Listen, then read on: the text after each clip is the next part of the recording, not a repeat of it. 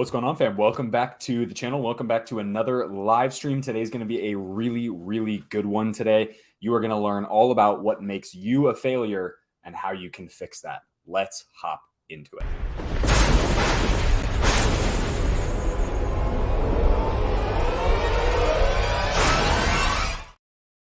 All right, so jumping straight into our little presentation. So this is actually a really cool photo. So on a side note, I've been doing some AI stuff with artwork and all that. And this is actually an AI artwork of a young kid with a Real Madrid jersey, which is actually pretty cool. But so today is all about how you are going to be, most of you guys watching are going to be a failure.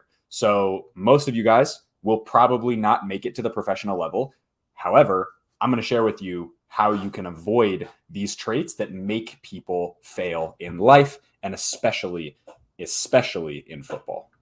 So today is going to be opposite day. So opposite day in this presentation, I want you to think about what the opposite is. I'm going to share with you and tell a little bit of stories about my own personal background and tell you why you're going to fail and why I failed. And I want you to action all the things that will help you succeed.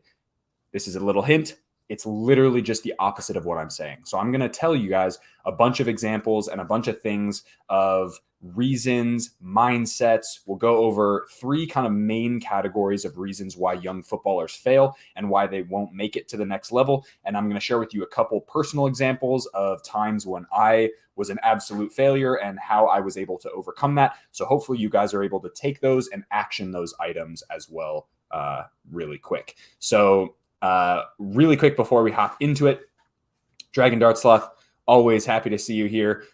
Samuel MHP, glad to have you here as well. I appreciate you guys for being here. First things first. So your feelings are what make you a failure. I'm tired. I can't because of XYZ. This is so hard. I'm better than him or her. She or he has it easy. People are making fun of me. I'm a victim. The coach is mean. I'm too good for that.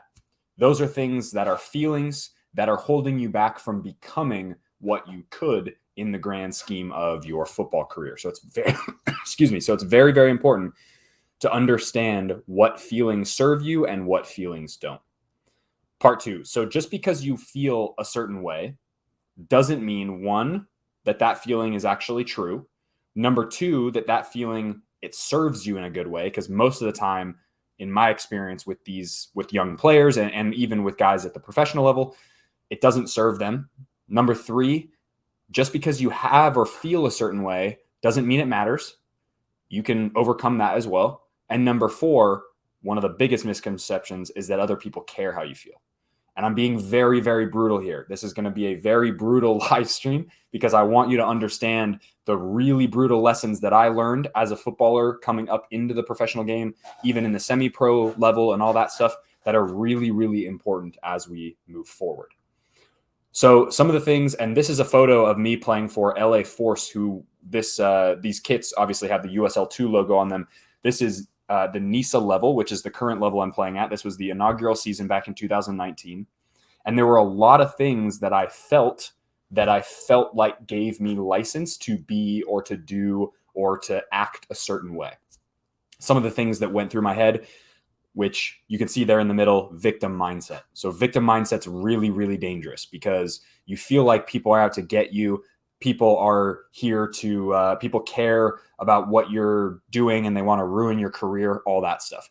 Some of the other literal thoughts that went through my head in those situations, the housing situation sucked. We weren't paid enough. I'm better than the guy that's playing ahead of me.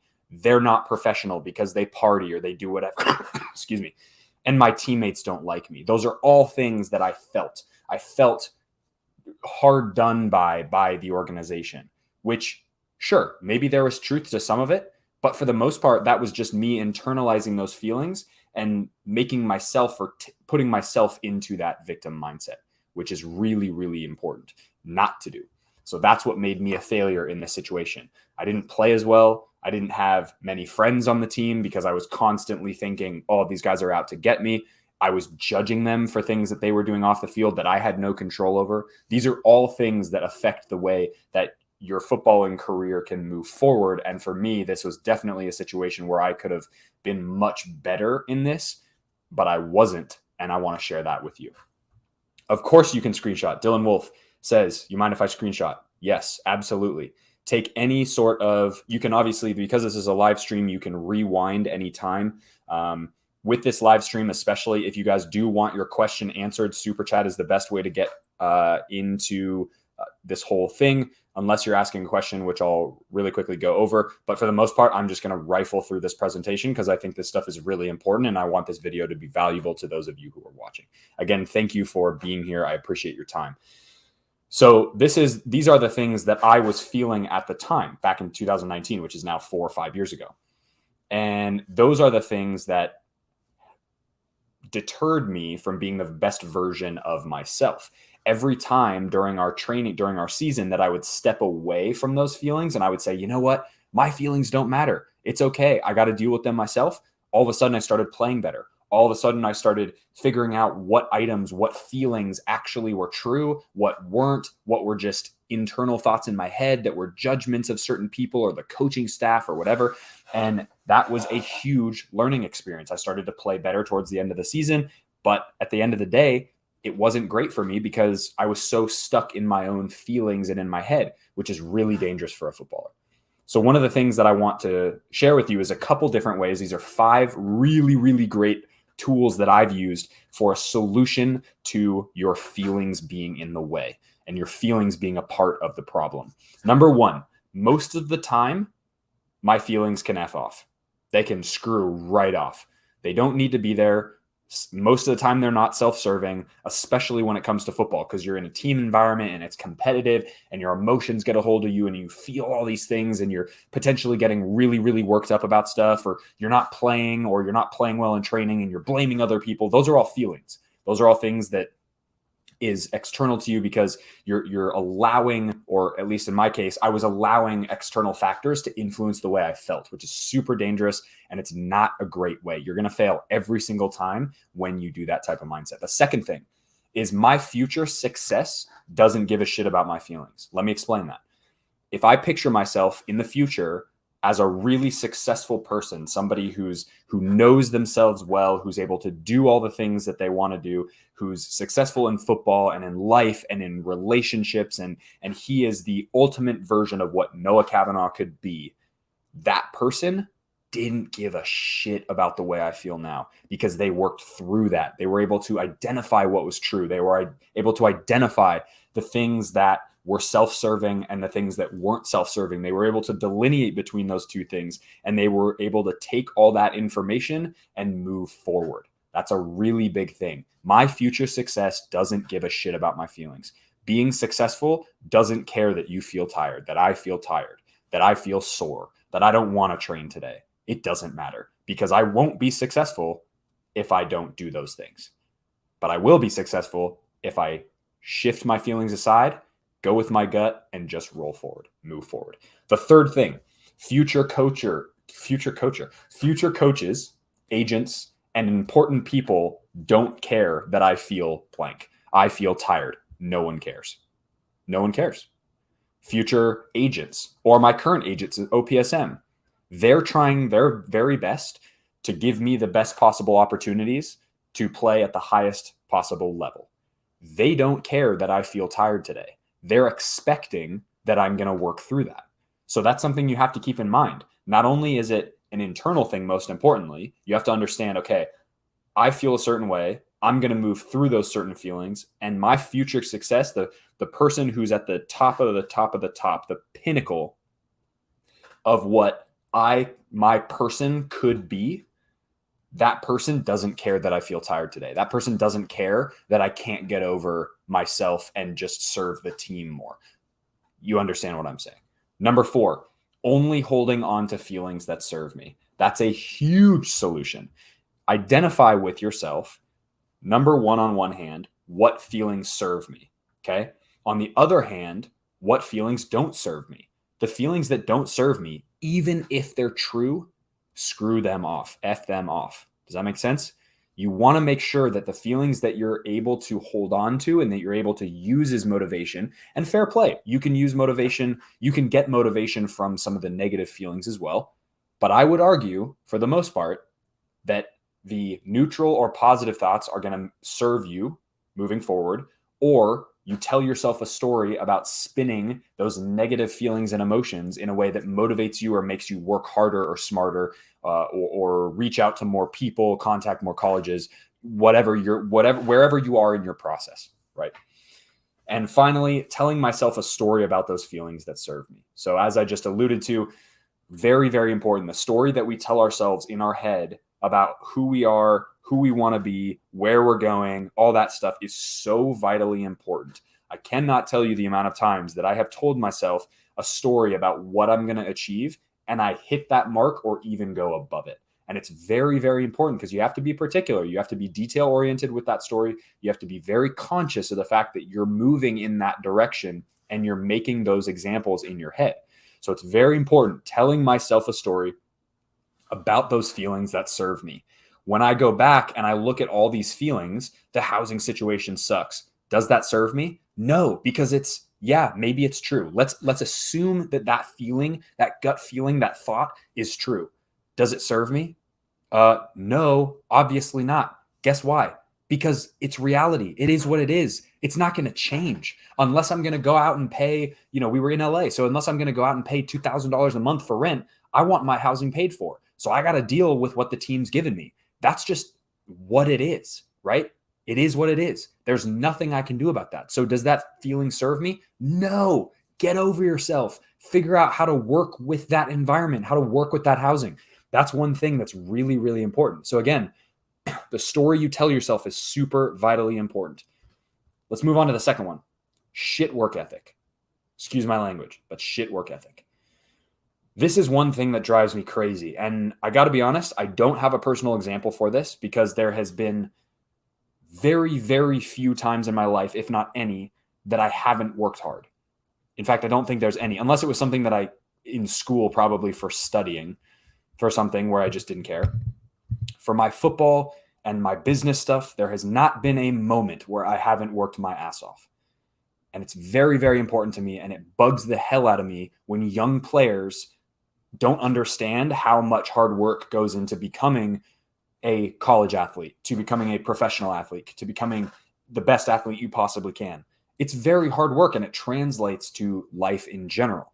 When you have a shit work ethic, you are going to fail. Period. End of story. You can work smart, but that's still work ethic. When you work smarter, that's great work ethic. When you work harder, that's also great work ethic. I'm not just saying you have to work 18 hours a day or grind at the gym for 5 hours a day. I'm saying really, really intelligent, important, and very pointed hard work. It's very, very intentional hard work. Some of the things that people with shit work ethic will say: I'll do it tomorrow. It's no worries.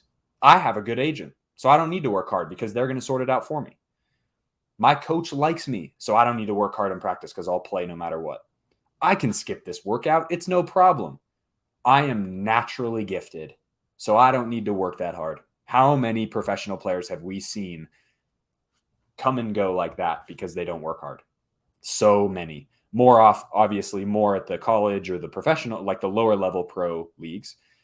But it's very, very important to understand these types of behaviors, these types of thought patterns, and to get rid of those. This is my one chance to do XYZ, in parentheses, not football related, the one on the far right. Now, that one is very, very pertinent, especially in the pro, because you're starting to become an adult. So you have things that maybe your family wants you to go to, maybe your girlfriend wants you to go to, maybe your boyfriend wants you to go to, whatever. Those events are very good excuses to not do the work, to skip out on training, to not show up. That's bullshit. And that's shitty work ethic. Entitled thinking as well. Another one. Again, I have a good thing. I'm owed something, so I don't have to work hard. I'm just naturally gifted at this thing. Part 2. This is a sentence that I want you to hear in your head over and over and over and over and over and over and over again. None of you watching right now, that includes me, can afford to have shitty work ethic. None of us. None of us are good enough. I doubt Cristiano Ronaldo is watching this right now. And I doubt Messi is watching this right now. And even they have the most insane work ethics on the planet. And they're the best of the best of the best of the best. Not a single one of us in this community can afford not to work hard. You must work hard. Only, the second piece, only losers think they can get away with skipping workouts, partying all the time, lack of focus, not doing film, not doing prehab, not your whatever. That's a loser's mindset, straight up. That's somebody who at some point in their career, whether it's really quickly, some burn out really quickly, some it takes a little while for it to hit them, but they crash pretty hard, they're losers. Because while guys like me, guys like Kobe, and again, I'm not Kobe, don't get me wrong, guys like Kobe, guys like Jordan, guys like LeBron at the basketball, guys like Cristiano Ronaldo, guys like Messi, other insane people with insane work ethics, those guys will run all over the losers who think they can get away with skipping a single workout or a single film session or a single massage therapy, whatever, mental training, all that stuff.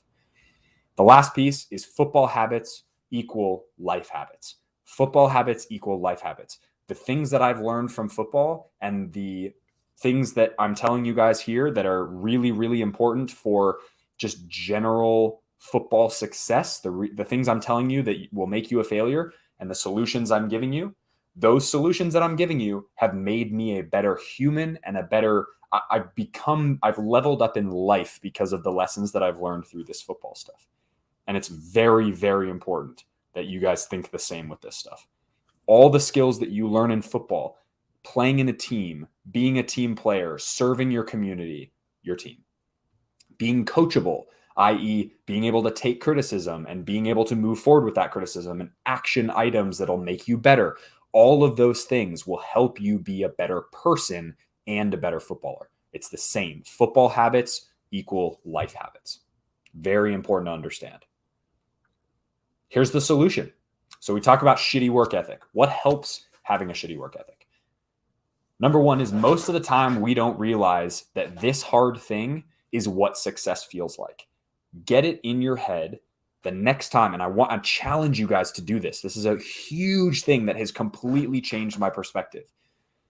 When you're thinking, if I'm in a really challenging workout, let's say it's a Thursday, we don't have a game, and actually this Friday, this is a great example. 2 days ago, today's Sunday, 2 days ago on Friday, I'd had a really long week of training. We had the 4th of July weekend off. This weekend we've had off. So I've been training on my own and doing my thing.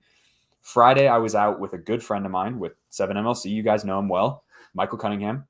He and I were training and we were at the field for a long time, we didn't connect on Friday. We connected on Saturday. But point being, on Friday, I was out at the field for 5 hours, 6 hours, filming, getting my workouts in. And then I went to the gym and did my thing. And during that gym workout, I was sitting there in the gym, like almost head between my knees. Like, this is so painful. Mentally, it's taxing. I've been, switched on basically all day because I've been doing all these workouts. I'm trying to create good content for you guys and I'm exhausted. But that number one piece of advice, that feeling is what success feels like. So you have to switch your mind to say, most of the time we don't realize, and I've gotten much better at this, and I actually recited, this is why I wrote it down as the number one solution for this.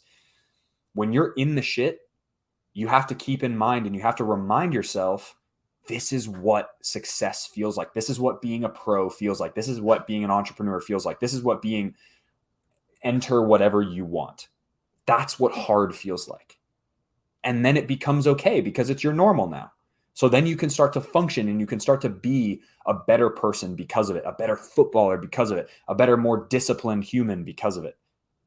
All that stuff stacks up and it becomes your new normal because that's what success feels like. Success sometimes feels like your quads are burning, your hamstrings are burning, You are working your ass off. You're about to pass out.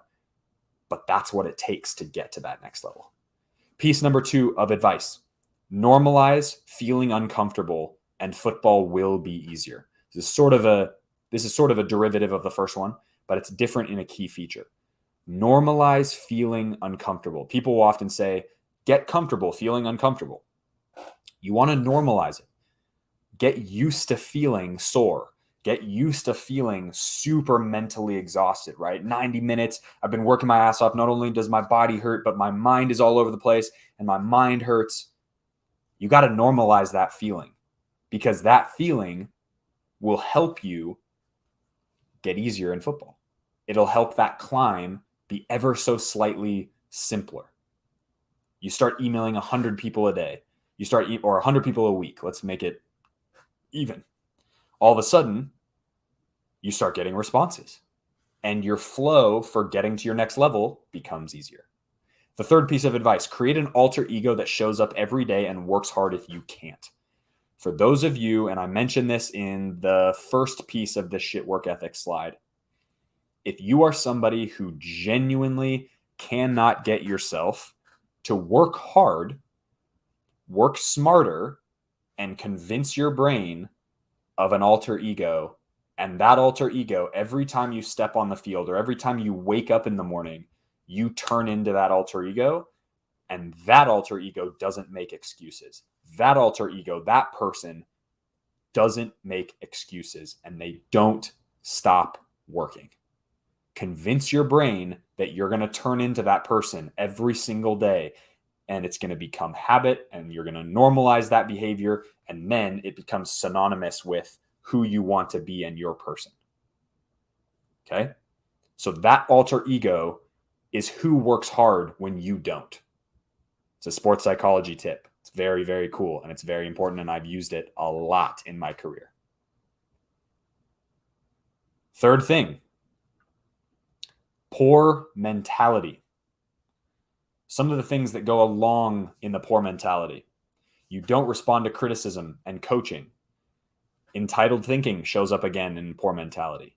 You catastrophize everything. What that means, for those of you who don't know, catastrophizing everything means you make a huge dramatic deal about everything. Everything's about you. Everything's the worst it could possibly be. Everything's super emotional.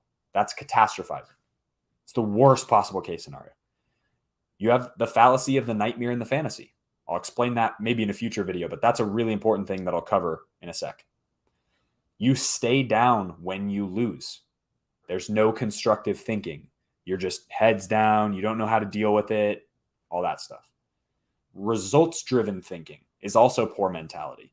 Everything you feel and everything you are is based on whether you win, you lose, you get playing time. Enter your metric here. The final one is from my good friend Moombi, who you guys saw on the first live stream. I have arrived. That's a very, very poor mindset. This is the opposite of his mentality, which is I haven't arrived. I have arrived alludes to the feeling of when you've finally committed to a college soccer team, or you've made the DA, the Development Academy, or the ECNL team, and you have that status. You get that little thing, that little badge that says, or for Mike, I'll use myself as an example. I became a pro footballer when I signed my contract. That's a title no one can take away from me. And I've arrived, and I made it. But you know what's harder than making it?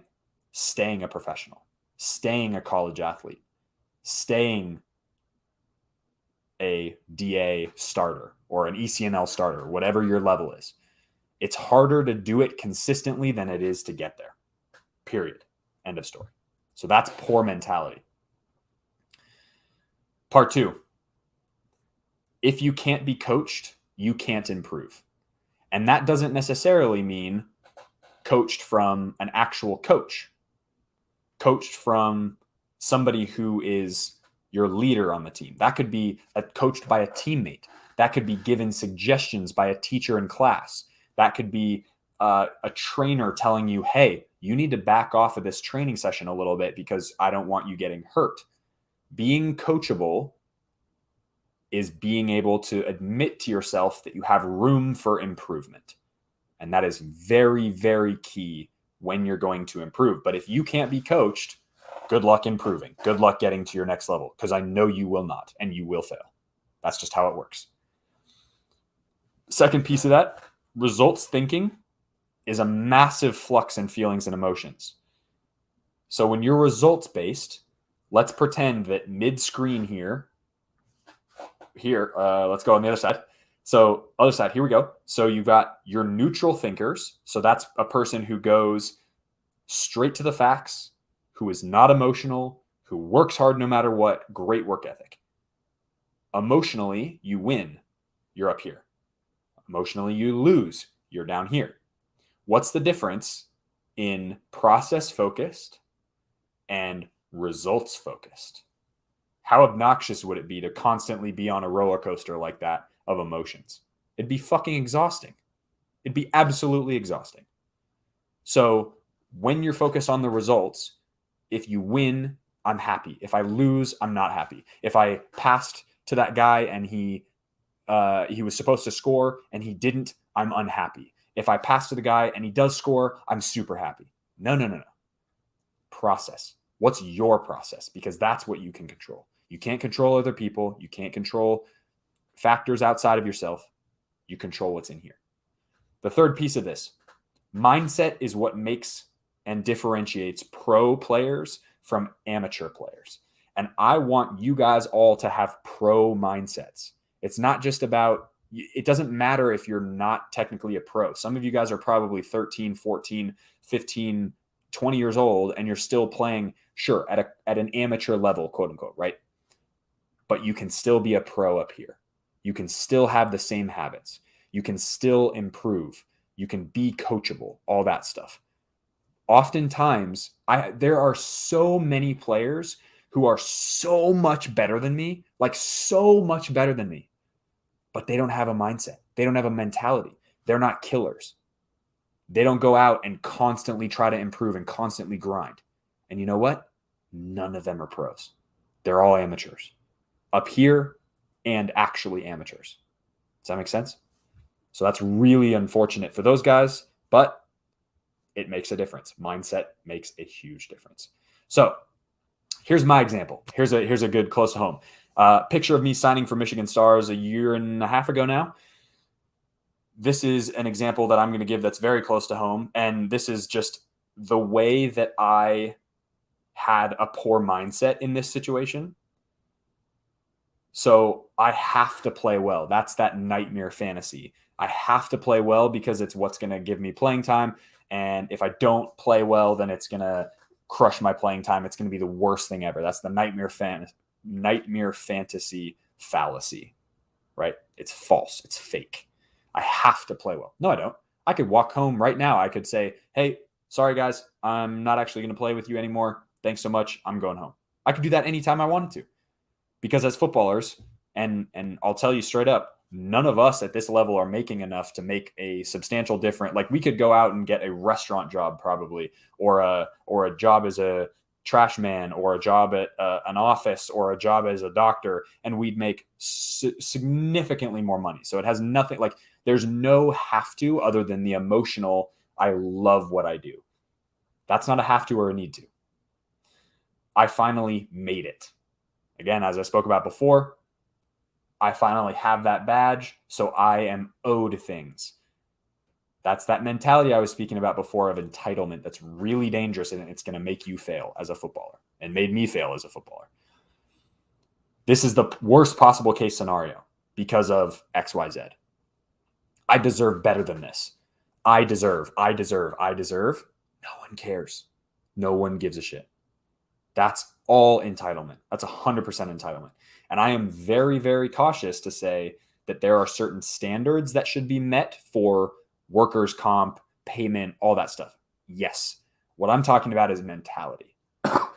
I'm talking about what kind of killer mindset do you have, and what kind of mindset is going to help you get to your next level.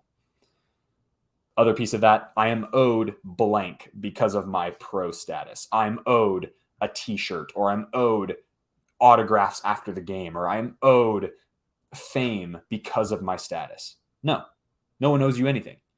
You're providing a value and they're compensating for it. Whether you perform or not is up to you. And then it's XYZ's fault. It's the facility's fault. It's the person's fault. It's blah, blah, blah, blah, blah. That's all poor mindset. And these are all examples. These are all personal examples. I'm being very, very honest with you. These are all things that I had in my head at some point that caused me to be a failure in a lot of ways. And I take responsibility for that because I have to take extreme ownership. That's one thing that I fundamentally believe in, is taking extreme ownership. And here we go. The solution to a poor mindset. Here are some of the things that I have found so important. Screenshot this one. Dylan Wolf, screenshot it. Right here. One is neutral thinking. Facts first. What are the things that I can control? Take those in and action them. And two, what are the things I can't control? Can I influence them? Okay, do that. Action them. But what are the things that I truly can't control? Let it go. The second is extreme action.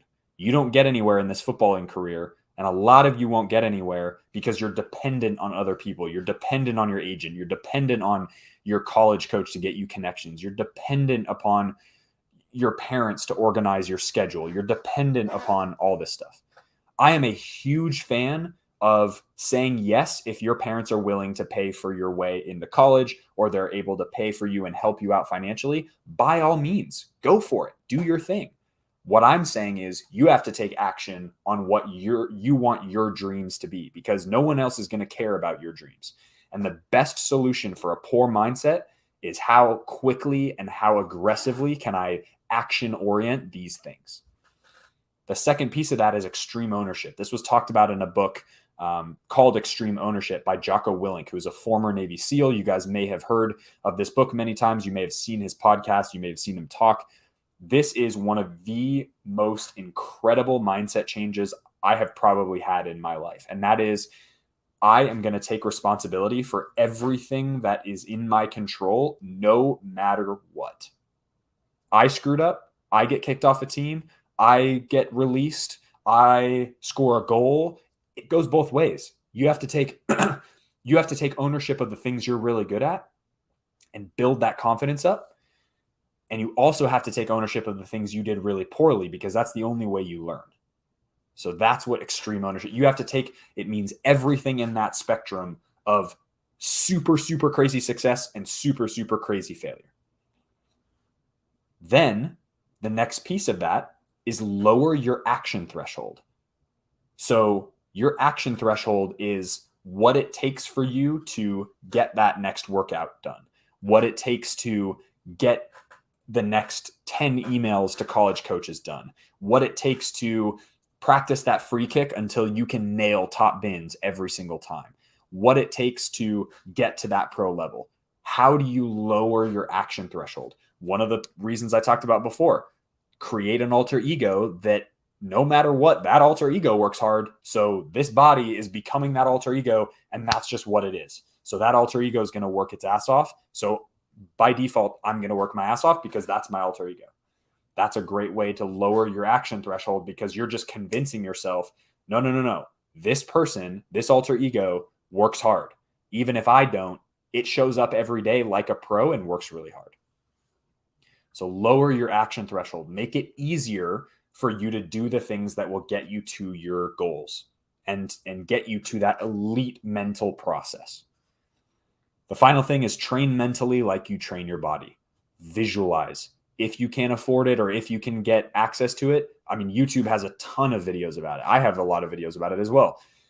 Sports psychologists are very, very important. I work with one every week or every other week. They are a massive investment. They are huge. And what I mean by that is not financially. I mean that in an impact and what I take from this way.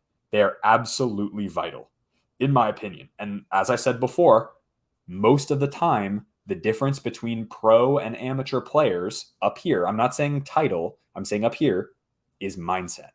So train that mindset like you train your body. Visualize, do what works for you, whether that's mindfulness exercises, whether that's proper visualization of your actions in a game, whatever that is, as well as training your brain to take criticism and move forward with it. I have a game analysis video that is coming out on Thursday this week, and that will share a lot of ways that I'm able to work through setbacks or not playing well or any of that, because it's all neutral thinking. It's all fact-based. Okay. Conclusion. It's the last slide, and then we'll answer a few questions. Today's lessons. I want you to take these down. I want you to screenshot these. I want you to really internalize these 4 things. 1, take action towards the things that serve you. That's mindset. That's ownership. That's action items.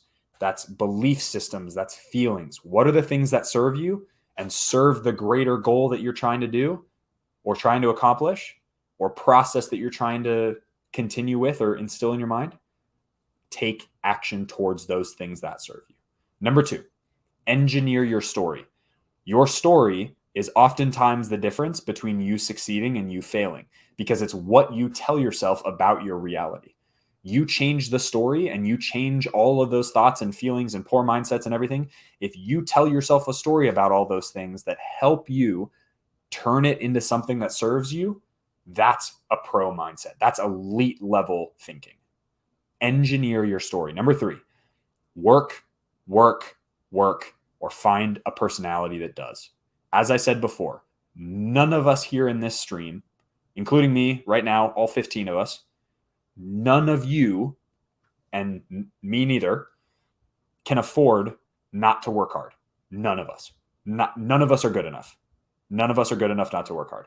That's just what it is. And if you think you're good enough not to work hard, you are going to fail. You are delusional. Okay? Number 4, make people care with your quality and your character. As I said before, no one's going to care. No one cares about your feelings. No one cares about your emotions. No one except your future success, your future self is going to care about the poor mindset that you have. Make people care with the quality of your process and the quality of your character. Those are huge, huge, huge attributes. Very important for success. And I want you to take these 4, and I want you to take all the solutions that I've had in this video. If you're new and you haven't been on the whole time, I want you to rewind and watch through and look through all the solutions, because it is a massively, massively important thing in order to not be a failure. Because the whole idea behind this presentation is I'm going to tell you all the things that are going to make you a failure, and I want you to do the opposite. I want you to action items the things that I've nailed down as solutions, including stuff in the conclusion, excuse me, and I want you to work on those things moving forward. So I appreciate you guys listening to that. Couple comments. Let's go. Okay, what is the best way to get rid of bad feelings? I think I answered that pretty well. Thank you, Dragon Dart Sloth. Go back and watch. I know you've been here pretty much the whole time, so I appreciate you being here. Johannes says 1 a.m. in Germany, but it's worth it, hopefully. It better be worth it. It is worth it. I know it is. Whether you think so or not is up to you, but it definitely is. This is important stuff. ZPS said, best way to conquer self-doubt. Does it serve you? Does self-doubt serve you? Do those negative thoughts serve you?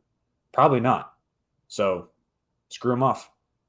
Find an alter ego that's able to work through those feelings, that's able to process those feelings.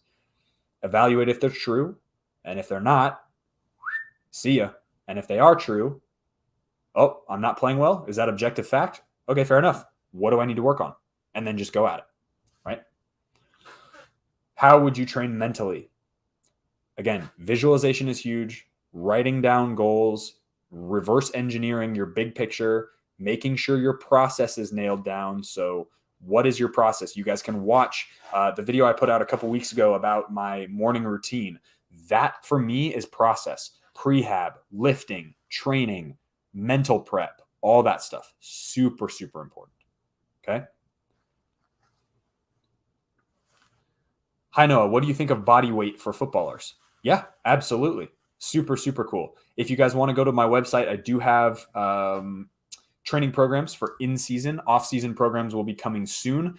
And you can take all of those exercises, if I can speak correctly, all of those exercises, take out the weights and just do body weight versions of those exercises. And they'll be great, especially for those of you who are like under 13, 14, 15, or are training on your own and don't have weights. Very, very cool, and are absolutely applicable. I appreciate you. All right, KJV only. What are 3 things scouts look for on a trial? 3 things scouts look for. 1, what is your thing? What is the thing that you do really, really well and better than everyone else? 2, how do you react to mistakes and how do you fix those mistakes mid-game really quickly? And number 3, what's your execution like in your decision making? Those are all really, really important. Bodyweight exercises, push-ups. Yep, all those are good. Dragon Dartsoth with the $2 donation. I appreciate you, brother. Thank you very much. Says, thanks, man. I'll take everything into account. Yep, absolutely. All that is really important. You guys have about 35 minutes worth of proper content in that. Rewind it, watch it through. That presentation took me a while to put together, which doesn't matter. But what does matter is the content in there. And that stuff is really important. So that is going to be it for today. I appreciate you guys all. We will be doing another live stream. Actually, let me make sure. Yeah, cool. We will be doing another live stream at some point this week. You guys just check the, not only the community forum, but also my page, like the homepage on YouTube, and you guys can get a sense of what's coming up there. We'll do a live stream probably midweek, maybe Wednesday or Thursday. And we'll do something really cool. We'll do a boot one as well. We're going to take a look at the new CTRs. We'll take a look at some of the other boots that are coming in, Phantom Luna and the special edition gold Lotto boots. Those are fun. Those are coming in. So it'll be very fun. Tell your friends. If you guys enjoyed this presentation and this live stream, please share it with somebody. I challenge you guys to share it with one person who you think could benefit from this information. Very, very important.